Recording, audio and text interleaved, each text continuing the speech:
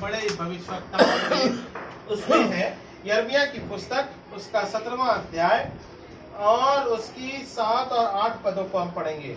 यिर्मयाह की पुस्तक, उसका 17वां अध्याय 7 और 8 पदे मैं आपके लिए पढ़ देता हूँ। यहाँ इस प्रकार से है, धन्य है वह पुरुष जो यहोवा पर भरोसा रखता है। ओके डन, ठीक है, ये पहली बात हो गई। जिसने परमेश्वर को अपने आधार माना है वह उसके वृक्ष के समान होगा जो नदी के तीर पर लगाए हो और उसकी जड़ जल में फैली हो। जब शाम होगी तब उसको ना लगेगी और पत्ते हरे रहेंगे और सूखे वर्ष में भी उनके विषय में कुछ चिंता ना होगी, क्योंकि वह तब भी फलता रहेगा। परमेश्वर के वचन के पढ़े जाने और सुने जाने पे हम सबों को आशीष मिले। सो परमेश्वर की दया के बारे में हम यिर्मयाह की पुस्तक के बारे में देखते हैं, है ना।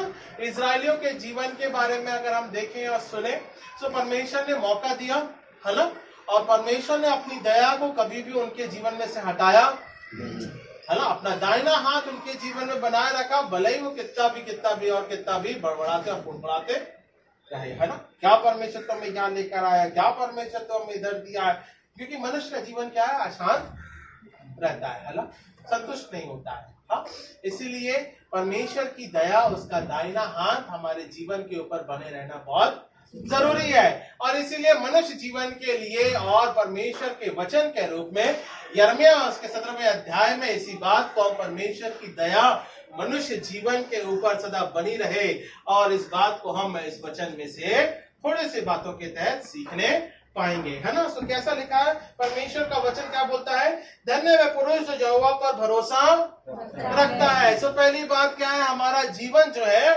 भले ही कठिन परेशानियों, तकलीफों, मुसीबतों और विरोधों का रहा है, पर हम पर जब परमेश्वर का अपना भरोसा रखते हैं तो तमाम जितनी भी रास्ते की रुकावटें हैं परमेश्वर उसे दूर करता है ना। घर बड़ी मुश्किलात में मिला, जिस प्रकार से बहन बताती है, बड़ा संघर्ष करना पड़ा, बहुत सी ऐसी तकलीफें आई, पर हमने भरोसा अपने परमेश्वर पे अभी रखना नहीं छोड़ा, बल्कि हमने परमेश्वर अपना भरोसा निरंतर बनाते गए, आधार बनाते गए, सामर्थ के द्वारा ठहराते गए। परमेश्वर हमारी अगुवाई करे, और इस प्रकार से परमेश्वर ने अपने भरोसे के तहत उनको यह आशीष दी, है ना। सो हम इस बात को यहाँ पे रखते हैं। तो पहली बात हो गई, परमेश्वर की दया उसके भरोसे के तहत बनी रहती है, और हमारा भरोसा जो है वो परमेश्वर में निरंतर बने रहना चाहिए। ओके, फिर उसके बाद में दूसरी बात क्या लिखा है, जिसने परमेश्वर को अपना आधार माना हो, है ना। हम घर में प्रवेश करने से पहले क्या बोलते हैं, परमेश्वर तू आ, है ना, पवित्र आत्मा तू आ, परमेश्वर का बड़ा अनुग्रह इस घर में पहले बना रहे, तब हम प्रवेश करने पाएंगे, है ना। सो हमारा जो आधार है वो हमारा परमेश्वर है, और हमें उसे प्रथम स्थान देना बहुत जरूरी है ना। सो परमेश्वर की दया निरंतर इसी प्रकार से भजन संहिता 103 और उसके 11वें पद में कहता है, इस प्रकार से लिखा है, जैसे आकाश पृथ्वी के ऊपर ऊंचा है वैसे ही उसकी करुणा उसके डरवैया के ऊपर बनी रहती है ना। भजन संहिता 103 और उसके 11वें पद में हम इस बात को देखते हैं। सो हमारा आधार जो है वो हमारा परमेश्वर है, और हमें हमारे आधार को कभी भूलना नहीं है, और अपने परमेश्वर के तहत धन्यवाद के साथ में रखना है, और वो हमारी अपनी दया को, अपनी करुणा को हमारे ऊपर बनाए रखता है, जो उसके भय में उसके साथ अपने जीवन को हम लेके चलते हैं, है ना। सो इस बात को हम यहाँ पे देखते हैं। हो गई दूसरी बात, फिर क्या लिखा है, वह उस वृक्ष के समान होगा जो नदी के तीर पर लगा हो और उसकी जड़ जल के पास फैली हो, है ना। झाड़ देखा आपने, झाड़ देखा, झाड़ देखा, यस देखा, यस। शाम हो गई, नींद आ रही। ओके, झाड़ देखा है। झाड़ अगर नदी के किनारे तट पे लगा रहता है, या फिर छोटे पौधे लगे रहते हैं, तो नदी के तीर के किनारे या किनारे के रूप में लगे रहते हैं, तो वो सदा हरे भरे रहते हैं। क्यों? क्योंकि उसमें रेगुलर पानी रहता है ना। अगर आप शहर के बीच में या घर के पास में रखोगे तो आपको उसको रोज सुबह शाम पानी देना, अन्यथा वो सूख, है ना। हमारा जीवन भी इसी प्रकार से, यदि हम परमेश्वर के साथ में बने रहते हैं तब तक हमारा जीवन फलवंता रहता है। जिस दिन हम परमेश्वर से दूर हो गए उस दिन हमारा जीवन सूख जाए, है ना। डर पहले समा जाएगा, और शैतान यही चाहता है कि वो हमको और आपको परमेश्वर से दूर करे और फिर वो डर हमारे जीवन में समा देता है ना। सो भजन संहिता 103 इसी बात में कहता है, जो परमेश्वर का भय मानता है या परमेश्वर के भय में अपने जीवन को रखता है, परमेश्वर की दया और उसकी करुणा निरंतर इसी प्रकार से बनी रहती है। और वो जो कि परमेश्वर के साथ में रहता है उस पे परमेश्वर अपने अनुग्रह को बना के रखता है और वो हरा भरा जीवन बना रहता है, या मतलब फलवंता के रूप में वो जीवन ठहरने पाता है। ये हो गई तीसरी बात। फिर उसके बाद में क्या लिखा है, चौथी बात, जब धाम होगा तब उसको न लगेगा, उसे पत्ते हरे रहेंगे और सूखे वृक्ष में भी उनके विषय में कुछ चिंता ना होगी, है ना। तो धाम रहता है मतलब धूप का समय रहता है, बहुत कठिन परिस्थितियों का समय रहता है। आज बॉम्बे में इस प्रकार से पढ़ा, अभी मैं 19 तारीख को भी ट्रैवल करूंगा, मेरे घर में भी 40 के ऊपर का टेम्परेचर होगा, है ना। तो हम क्या करते हैं, ज्यादा धूप में निकलना, या तो सुबह जल्दी काम अपना खत्म कर लो या तो शाम को खत्म कर लो, ठीक है। सो धूप के समय में कोई ज्यादा तकलीफ को सहना नहीं मांगता, है ना। सो परमेश्वर की दया इस प्रकार से कि यदि शाम कठिन समय या परिस्थिति भी रहती है या बहुत कड़क धूप का भी समय रहता है, तेरे जीवन को कभी कोई हानि नहीं पहुंचेगी। कहने का मतलब है कठिन समय, यदि तेरे जीवन में कठिन समय गुजरता है, यदि तेरे जीवन में कठिन समय रहता है, तो तब भी तुझे तेरे जीवन में कोई हानि नहीं पहुंचाएगा, क्योंकि मैं तुम्हारा परमेश्वर दयावान परमेश्वर हूँ। मेरी दया सदा तुम्हारे जीवन के ऊपर बनी रहती है और ये सदा बनी रहेगी। और क्या लिखा है भजन संहिता में, अगर हम देखेंगे 108 और उसके चौथे पद में, अगर हम देखें भजन संहिता 108 उसके चौथे पद में, इसी बात को समझने के लिए चौथी बात को, क्योंकि तेरी करुणा आकाश से ऊंची है और तेरी सच्चाई आकाश मंडल तक बनी हुई है ना। सो परमेश्वर की दया कैसी है, और आकाश के नीचे तो हम रहते हैं और आकाश मंडल में हमारा एक छोटा सा कण सा हमारा जीवन है ना। हम उस लायक भी नहीं है उस परमेश्वर के योग्य के, उसकी सृष्टि के, उसकी रचना के, कि हम अपने आप को बड़ा महान समझ सके। कई इस प्रकार से बने हैं, पर उसने अपने करुणा के माध्यम के द्वारा इस बड़े आकाश में से हमारे जीवन को चुना है। हमारे जीवन को वो सुरक्षा प्रदान करता है, रोज प्रतिदिन की रोटी हमें प्रदान करता है, अनुग्रह प्रदान करता है, अपनी दया को हमारे जीवन के ऊपर बनाता है और रोज प्रतिदिन परमेश्वर की दया हमारे लिए नई बनती जाती है ना। एक समान जीवन नहीं होता है, हम भोजन में वैरायटी को खाते हैं, है ना। गर्मी में हम क्या ज्यादा पसंद करते हैं, और बच्चे आइसक्रीम ज्यादा पसंद करते हैं, है ना। करते कि नहीं करते, आइसक्रीम तो हम सभी समय पसंद करते हैं। परमेश्वर, कहने का मतलब है परमेश्वर की दया अपने प्रियों के ऊपर समय और असमय दोनों ही समयों के दौरान परमेश्वर अपनी दया को हमारे जीवन के ऊपर बनाए रखता है और उसकी दया इसी प्रकार से हमारे जीवन के ऊपर फलवत्ता होती है। और क्या लिखा हुआ है, पांचवी और अंतिम बात, क्योंकि वह तब भी फलता। पांचवी और अंतिम बात, परमेश्वर ने ऐसा नहीं बोला है कि तू थोड़े समय के लिए रुक जाएगा, तू हर समय बढ़ता फलता रहेगा, है ना। फलता रहेगा। जीवन का हर एक पड़ाव, जहाँ संघर्ष का हो, जहाँ कठिनाई का हो, चाहे आनंद का हो, चाहे धन्यवाद का हो, वो समय कभी रुकता नहीं है, वो हर समय बढ़ता रहता है और फलवत्ता होता रहता है। सो परमेश्वर की दया फलवत्ता के साथ अनुग्रह के द्वारा वचन के तहत हम सबों के जीवन के रूप में, और विशेष रूप से सिस्टर और भाई के तहत, इनके घर परिवार के तहत, आज माता जी और पिताजी भी हैं सो उनके तहत और उस बेटे के तहत परमेश्वर की दया इसी प्रकार से फलवत्ता के साथ में बनी रहने पाए। वृक्ष के समान आप इसी प्रकार से फलवंता हो गए और ये घर और घराना आपके नाम के तहत परमेश्वर के नाम के रूप में सदा बढ़ता जाए। आइए हम प्रार्थना करेंगे और धन्यवाद देंगे इस समय के लिए। मेरे को पानी की बोतल एक ला दीजिएगा ताकि हम उसके लिए भी प्रार्थना करेंगे। अरुणा बादली साहब हमारे बीच में, आप प्रार्थना करेंगे, फिर उसके बाद में हम पानी को प्रार्थना करेंगे, फिर हम ब्लेस करेंगे। धन्यवाद के साथ हाँ, धन्यवाद के साथ हम स्तुति गाएंगे।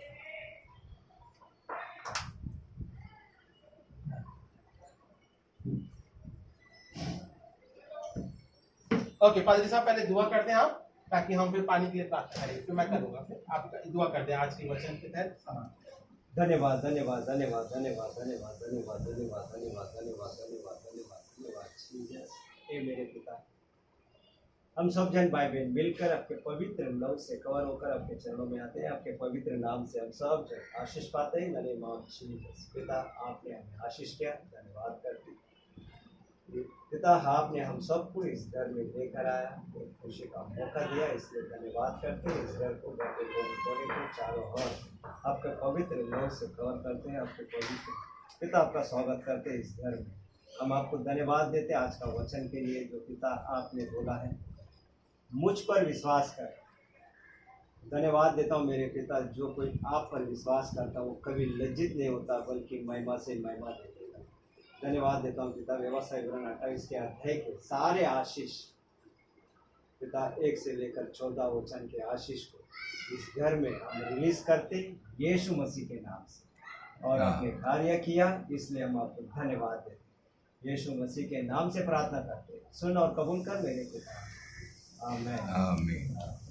सब धन्यवाद देते पिता परमेश्वर इस समय के दौरान जहाँ पिता परमेश्वर आपकी मसीह कलीसिया पिता धन्यवाद के साथ में जुड़ी है और पिता परमेश्वर प्रार्थना करती है और पिता परमेश्वर एक साथ बहन और भाई के तहत पिता परमेश्वर उनके बेटों के तहत बुजुर्ग माता जी हैं और पिताजी हैं। पिता परमेश्वर आज वो इस घर में प्रवेश करने पाते हैं। सो हम पिता इस पानी को पिता परमेश्वर पिता पुत्र पवित्र नाम आत्मा के नाम से पिता परमेश्वर शुद्ध करते हैं।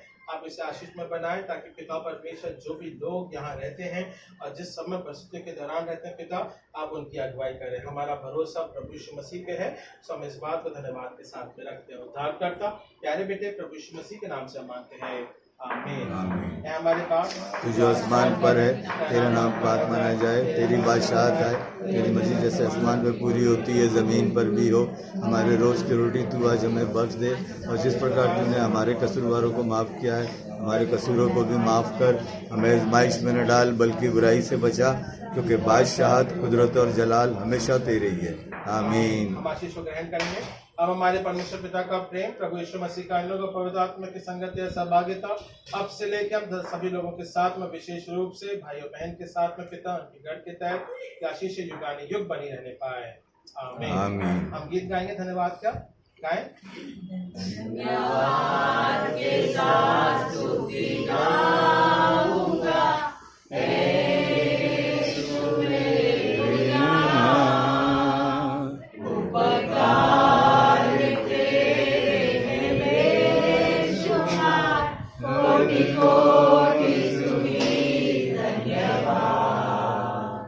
धन्यवाद के साथ स्तुति गाऊंगा,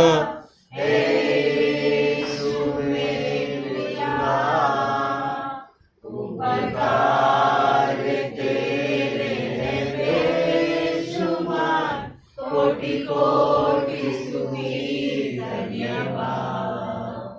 योग्यता से बढ़ के दिया है अपनी दया से तूने मुझे, योग्यता से बढ़ के दिया है अपनी दया से तूने मुझे, मांगने से ज्यादा मिला मुझे, आभारी हूँ प्रभु में, मांगने से ज्यादा मिला मुझे, आभारी हूँ प्रभु में।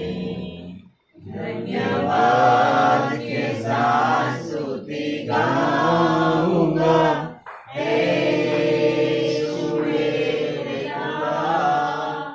उपकार तेरे हैं बेशुमार, कोटि कोटि स्तुति धन्यवाद। तू है सच्चा जिंदा खुदा, है तुझ पर ही भरोसा मेरा, तू है सच्चा जिंदा खुदा, है तुझ पर ही भरोसा मेरा, सेवा पूरी करके पाऊं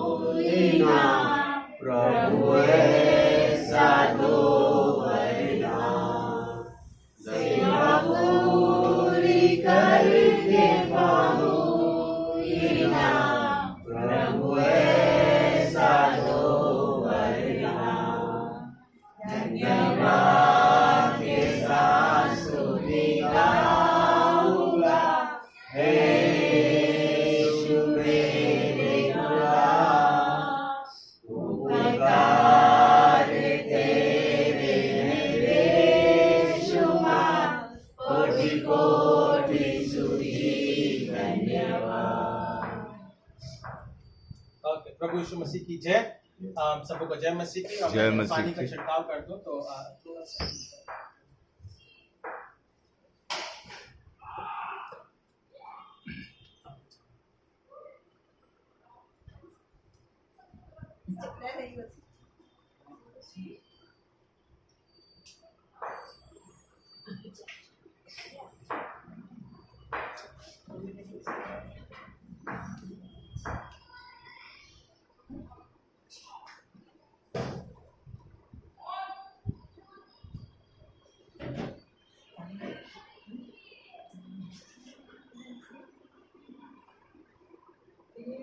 जैसा है कोई नहीं, तेरे चरणों में तुझे आसमान और महिमा गाए सभी यीशु मसीह, तेरे जैसा है कोई नहीं, तेरे चरणों में के आसमान और महिमा गाए सभी, गाए तो सना,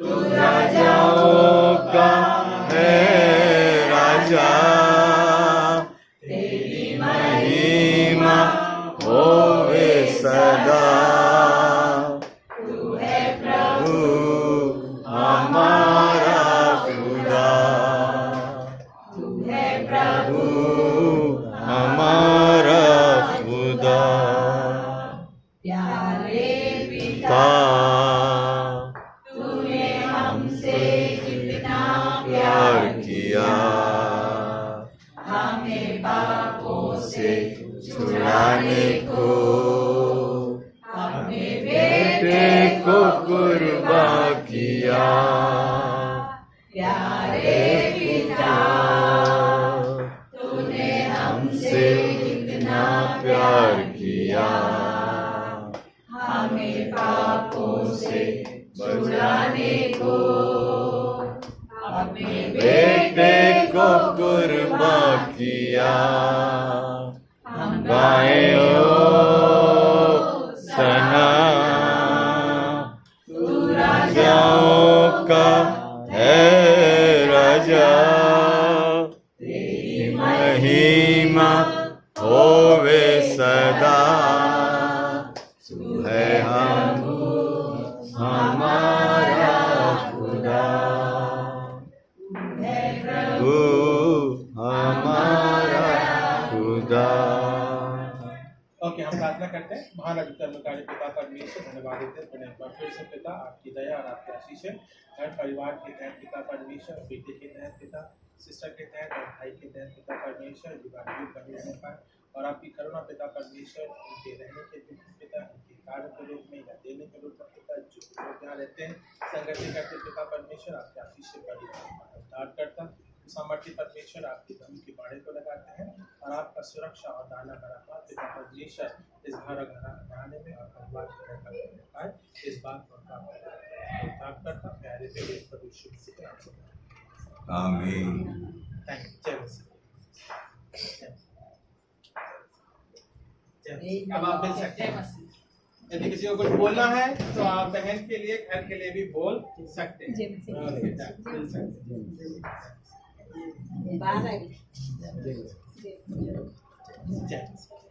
हम तो मिलेंगे। Aunties, congratulations. So we are going to see you in church now. कैसा? Come. So nice to meet you. मैं तो आपको देखा ही नहीं। एकदम साइड में बैठे थे, इसके लिए मैं बोला डायरेक्ट यहाँ से फिर वहाँ गए तब देखा।